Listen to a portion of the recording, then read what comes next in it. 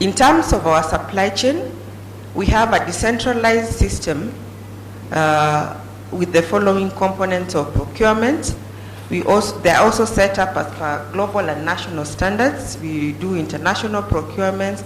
As you know, Kenya Red Cross is the principal recipient of the Global Fund, so we do a lot of procurement for the Global Fund for the medical equipment, and we follow global standards and national standards. We have capacity to procure all kinds of supplies and equipments that are needed. We have warehousing capacity, a central warehouse located here in Nairobi. The capacity is 3,190 square meters, and it has the capacity to serve the whole country. It feeds into our regional warehouses, that feeds into our branch warehouses to fasten or to reduce the speed of response in case of an emergency. In terms of fleet, we have a fleet capacity of over 300 vehicles, light vehicles in the form of land cruisers. We have heavy commercial vehicles in form of trucks, and we also have ambulances that facilitate our movements. We do procurement of emergency response equipment, supplies and commodities, medical supplies, drugs, response kits, and assorted equipment. And we also have emergency response stock management, where we are able to focus on the stocks and supplies needed, movement of the emergency response items to the response hubs. We preposition stocks, as I've said, in our central warehouse. We have a prepositioned stock for both non-food items and medical supplies that can cater for 30,000 families at any one time. We also do stock monitoring and replenishment as may be necessary.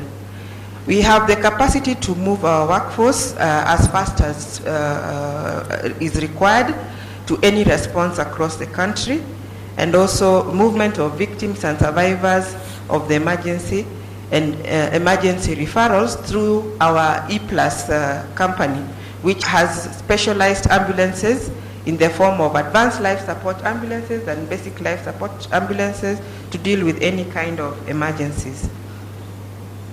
What are our challenges? Some of the challenges we have is access to bulk procurements for prescription drugs in emergencies. One of the cases is the recent opioid need in Coast. We have access and availability of cold chain transportation of medical supplies. Some of the vaccines that we transport, we do not have the capacity for cold chain transportation, and we are working on this. Forecasting and quantification for emergency response. Movement of workforce and emergency evacuations in high security risk areas. The opportunities, our procurement is agile, and we can be able to procure anything and everything, and up to whatever budget. We do not have bureaucracies in our systems. We use technology in forecasting, quantification, and stock management. Transportation, we have cost-effective transportation of supplies and commodities. We have our own transport, but we also have contracts with commercial transporters who come in handy when we need them. And our workforce is able to move as quick as possible. Emergency referrals and evacuations is also within our reach. In terms of preparedness for future disasters, we have an efficient, effective, flexible, and timely supply chain system that facilitates all these movements and everything that we need to do, and that's why it is very easy for Kenya Red Cross in times of a disaster to move its stocks very quickly, to mobilize and coordinate with the other agencies.